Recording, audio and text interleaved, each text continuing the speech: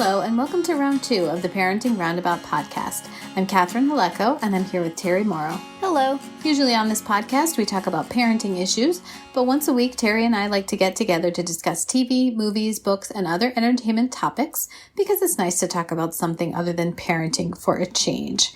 So this week, we continued with the 4th season of Veronica Mars, the 2019 edition, and caught up with the rest of the world by watching the Friends reunion show on HBO Max. We did. So this thing was quite a ride. I mean, yeah. I really felt like I had whiplash by the end of it, not just from like seeing the people, the actors in the present and then in the past and then in the present and then in the past and then in the present and then in the past. And it just had so many like segments and ideas and stuff happening, and it was ping-ponging all over the place that it just kind of wore me out. Like, there were parts of it that were very funny and that I really enjoyed. But, you know, they went from like having people around the world talking about how meaningful the show was to them and how it like saved them from terrible depression and grief. And then the next thing, they're having like the actors who played Joey's hand twin behind a curtain, and I just was like, wow, I cannot keep up. A very odd piece of work. It really was. And like, if you're going to have Tom Selleck, have him for more than 30 seconds. Oh my goodness. And ask you a question about something completely different. Yeah, it was. That was bizarre. It was a big grab bag of stuff that they shook and spilled out on the table, and you know, just like bobbing back and forth between different segments. They're just all arriving on the set, and then they're in the set and they're playing a game, and then they're on a couch by a fountain, and then they're, you know, reading script things around a table, and they just really didn't want to just sit and be interviewed, did they? Gosh, it was Find very us as many strange bits of business to do as possible. Yeah. Which, God bless them, you know. One thing I want to make sure to say about this show, which I don't think I've heard anybody else say who's reviewed it, is Marta Kaufman looks fabulous. I want her dress. Yes. She was sitting in a chair in this, what looked to be like a flowy cotton dress with her flowing gray hair. And I'm like, at one point there's a cat. Yes, you can see just the cat's tail. Oh my goodness. And I was thinking, you know, all the Friends females look fantastic. They look expensively fantastic, like they've been working on it, and good for them. They look great. Marta Kaufman looks like she's living her best life with her friends' money, and she's got a comfortable dress on, and she's got a cat. She just, every time she came on the screen, I just felt such warmth, and I thought, this is why I'm a writer and not an actor. This is why. Yay! Writers and creators. But seriously, I do want to know where she got that dress. Somebody out there is listening, has an in, find out. I would wear that. She looked fabulous. Anyway, yeah, sorry, she did. But that was I the agree. unexpected delight of the show. Was every time they showed her. But what was the backstory on this thing? Because I heard they each got paid a huge amount of money. Did they really, really not want to do it? And maybe they should have leaned into that instinct? I mean, they were all like executive producers on it, so they clearly had a lot of control. So I guess they did it the way they wanted to do it. So it was so much like, this show is the biggest thing in the world, the biggest, most important thing, and everybody knows about it, and everybody knows every little thing, and this is our royalty. Look at them coming back to grace us with their presence. It's like, well, I mean, it was a good show, and I know it was very popular, and certainly it captured the zeitgeist for a certain period of time, but it's just a TV show. Yeah. Maybe we don't need Justin Bieber to put on a potato to celebrate it. Oh my gosh. So weird. It was just so worshipful and weird. I mean, I just didn't need any of that. Like, I enjoyed seeing them come back and react to the set and reminisce and all the clips and some of the interview. But all of the other stuff felt really unnecessary. I mean, I'm glad that they didn't do like a kind of where are they now to the characters, like that kind of a reunion. I don't think they could do that. You know, like that. That typically does. Where do you think your characters are now? Everybody, but they did. Where do you think? Like it wasn't. Yes. An actual they did bring story. It back, like, oh, I don't know. Say the next show we're going to talk about, but that was definitely wise. I think I would rather see these people as actors talking about, but at the same time, man, it's just talking about this thing you did when you were young and beautiful, and maybe you're still beautiful, and maybe not so much, but it's a little. Yeah. I don't know that I would want to take part in something celebrating something I did when I was a great deal younger with pictures. Yeah. I mean, for sure they had varying results in the aging process. Well, yeah, definitely. Matt LeBlanc seems to be in a very good mood, so he's enjoying his life. Yes, you go, man. I did enjoy it. He was happy with his gray hair and his beer belly. Yes, he was fine with it. He was making jokes about it. He seemed very, very, very healthy. Good for him. Matthew Perry, people are worried about, and I think possibly they are right to be. But he made it. He's made it this far. He's there. He's doing the thing. He's getting the paycheck. It just did not help to see how beautiful they were in 1994. The very beginning, when each person was arriving and it was so awkward. It was very awkward. It was very long. And also, please no handheld cameras ever for anything. Yes. Okay? Yes. And especially because this was supposed to be just them having this private moment. Right. With cameras. And it was just like... It was stressful to me that each additional person to come has to be greeted with the same enthusiasm and hugged by everybody with the same enthusiasm. And it's, if they do, then it's kind of boring TV. And if they don't, it's like, oh, those two must not get along now. Right. And it's just so, couldn't they have just been already there? And they put together the whole... I don't know. It's just, maybe I am of an age where I think about going back to something that I did when I was that age. As, you know what, that was another life. It was a good life. I enjoyed it. And now I have this other life. I'm going to stay here. It's fine. Yeah, I mean, it did have some of the elements of like a high school reunion or something where, everybody has had varying degrees of success and like we were saying, aging, and health. And then, when they reminisce about things, sometimes it's interesting for people who weren't there, but sometimes it's not. Yeah. So. Yeah, but I would maybe have rather just had them talking and reminiscing and talking about different episodes and then seeing bits of those episodes than all the guests. I think the guests is what made it feel like it was a huge event, and it just seems kind of silly at some level. Also, James Corden, that suit, whoever caught you into that, you want to fire that person. The burgundy suit. I didn't have any problem with his interview technique as the Extra Hot Great people did, but the suit has got to go.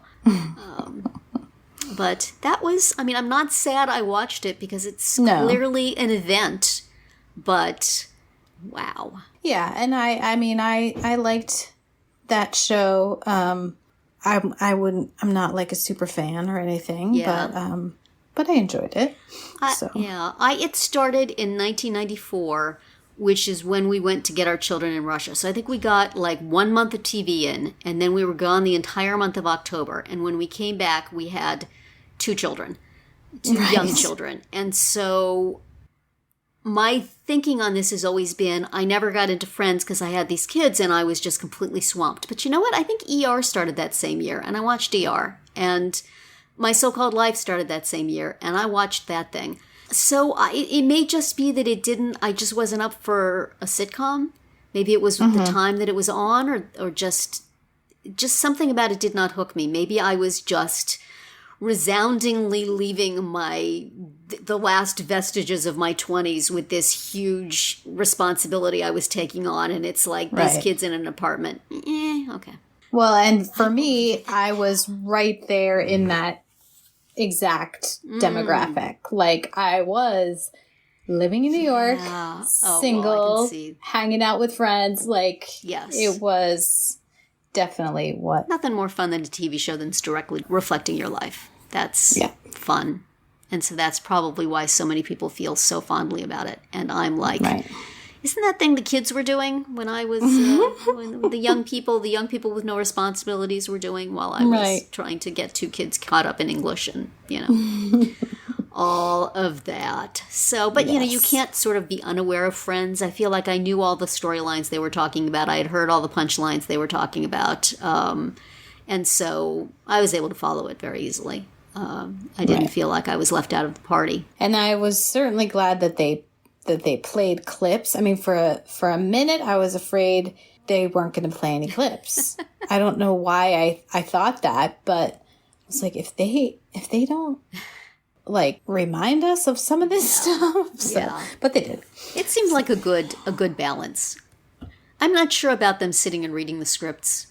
I would have maybe just rather seen the clips, but it's fine, Yeah, they were like reenacting. It was kind of strange. It really kind of was. Oh man. Well. Yes. Well, speaking of kind of strange, shall we move on to Veronica Mars? Yeah. The one where they did say, let's just bring back everybody older and wiser. Yeah. Or not. Or not. I gotta say, I'm feeling kind of bad. Because poor Logan, took my advice and got therapy. Mm-hmm. And all it got him was his girlfriend not liking him anymore. And the thing is, she's not wrong. Logan, the damage is what makes Logan interesting. Mm-hmm. And undamaged Logan is an extremely attractive specimen of masculinity, don't get me wrong, but it's just kind of bland. Mm-hmm. It's the devastation that sort of makes him intriguing. I mean, if she wanted somebody mentally healthy, she would have stayed with Piz. So while I think it's horrible of her to suggest that, gee, I liked you better when you were broken. Yeah. He kind of was more interesting when he was broken. Though, Jason Doran, good on you, man. Looking good. Yes. So, golly, that's really kind of sad. It's like, it's not just that everybody in Neptune needs therapy. They're just doomed one way or the other. I mean, it's nice that he found a way to use his punches for good. So possibly he's going to be able to be at least bloody, Veronica should appreciate that. Yeah. And also then, so not only is it sad that nobody wants a healthy Logan, it's Veronica is messed up. Mm-hmm. It makes it hard to enjoy the show, doesn't it? To know that, honey, you are not... Yeah. You did not escape need to take all Logan's the terrible things of your childhood. They are embedded in you like a mosaic. Yeah. I am so sorry, but I don't necessarily want to enjoy watching you anymore because you two are broken and not even trying to get repaired from the looks of it. So no. On the plus side, however, last week we celebrated the addition to the show of Nicole, the bar owner. This week, J.K. Simmons is in Neptune. Yes.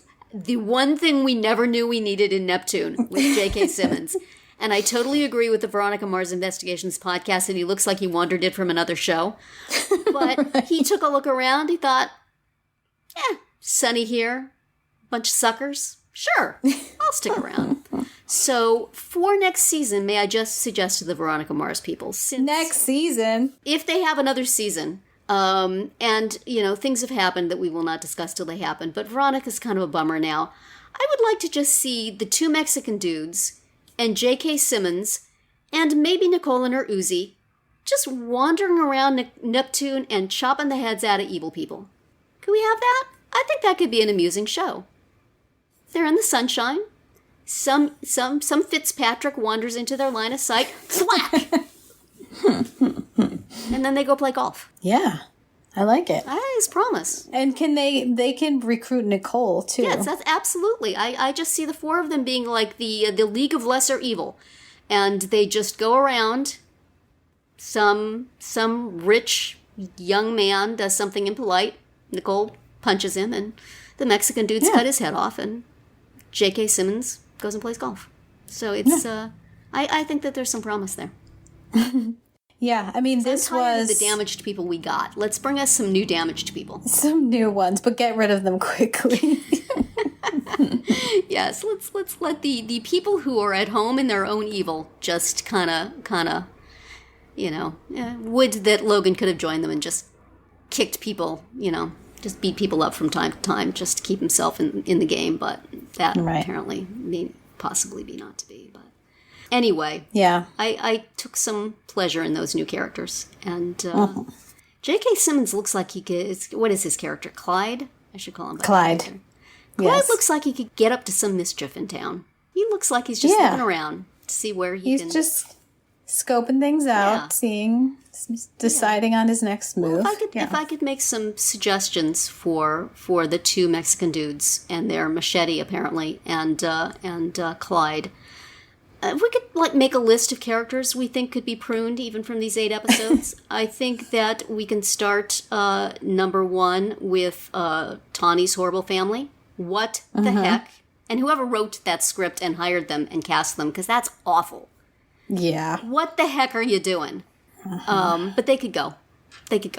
I want to see their heads on the motel counter. And all the Fitzpatricks. All the Fitzpatricks, absolutely. Yes. Because, really? We had to go back there? Yes. Really? Yeah. Come on. I just knew when Veronica said, "Oh, no," when she looked at the place. And then, "Oh, no, please, not the Fitzpatricks." Nope. Yes. There they are. Yes. Dispatch them. J.K. Simmons could probably go over and take care of them. I think Clyde looks like he would know how to handle himself a Fitzpatrick or two.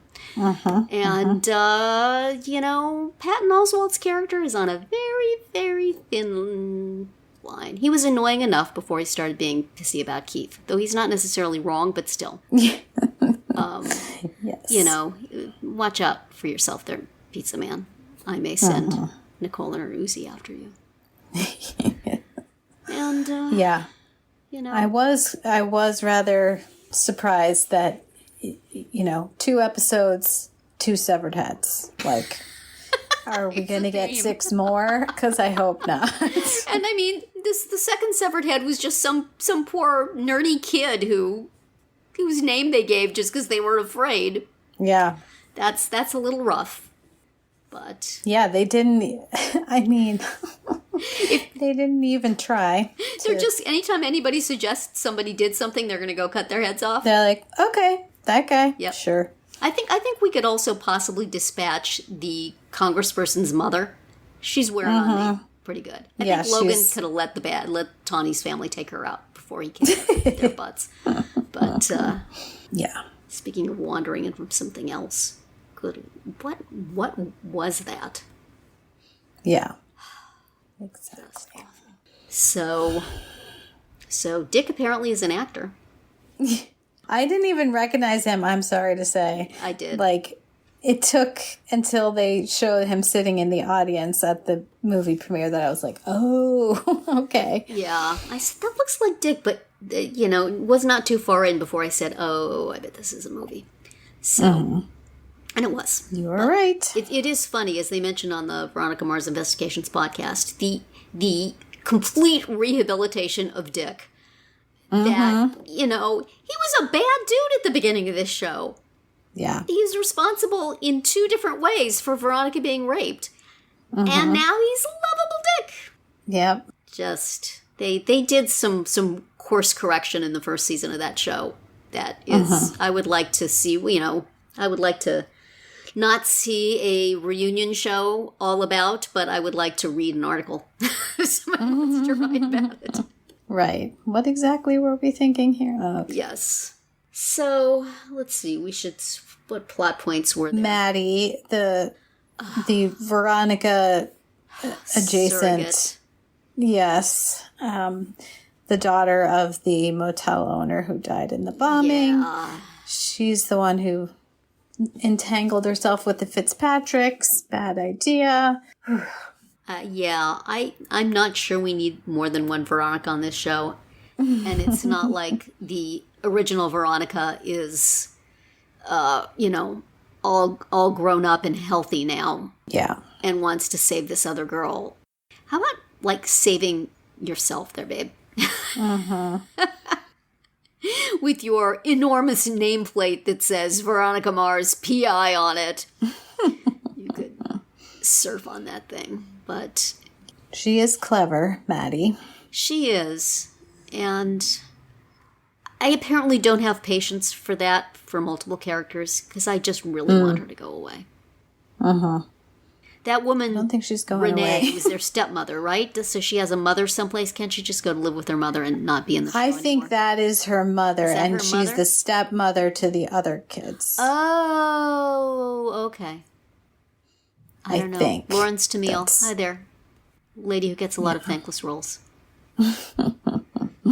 I did enjoy Veronica smacking the chips out of the brother's hands when Yeah. his mother told him no chips, and he just started eating them. So Veronica just smacked them right out of his hand. She had no patience for that. Yeah. This is a weird season of Veronica Mars. I don't know what I think of this, but don't let me down, Clyde. Yeah. Bring some fun to these proceedings, will you? Not anti-Veronica fun, but fun nonetheless. Right. Now that we know that you conned Big Dick. Which we celebrate. Yes, absolutely. He could be on the list. And continue to con him because he Yes. took him for $600 worth of cognac at the golf It was so club. delightful. We saw that coming, and yet it was still delightful. And just the look on his face of just bemusement Right. was delightful. How many bottles do you want? I'll take 10. Yes. And the girl selling them just like unfazed also at the prospect of giving someone 10 bottles of liquor. That was delightful. And Love it. I am glad that Veronica didn't take his case, and I appreciate that he appreciates her directness. I hope that doesn't mean that, and then I'm going to come back and kill you later. But I would like them to be Yeah, friends. I didn't know what he was up to there. Yeah, well, I mean, You know. she called him on it that he's trying to find someone who does not want to be found. So, Yeah, but was that his real reason for going there? I mean, or was he just trying to find out more about Veronica? Like, did he maybe never intend to try to find this person? interesting. I would like to believe that's true. That's who I want Clyde to be. He's the guy who puts out feelers just to see what happens. He could have left her a bottle of cognac. I want them to be friends. Yeah. Because I felt like he respected her even before he showed up there. Yes. So, Yeah, I got that sense too. So, I hope something good comes of it. right. But, in the meantime, In the meantime, who knew that Yes. Neptune could get even more dysfunctional? even more seedy and with more severed heads. So, Definitely more severed heads, that's true. That's a new development. yes. Now with severed heads.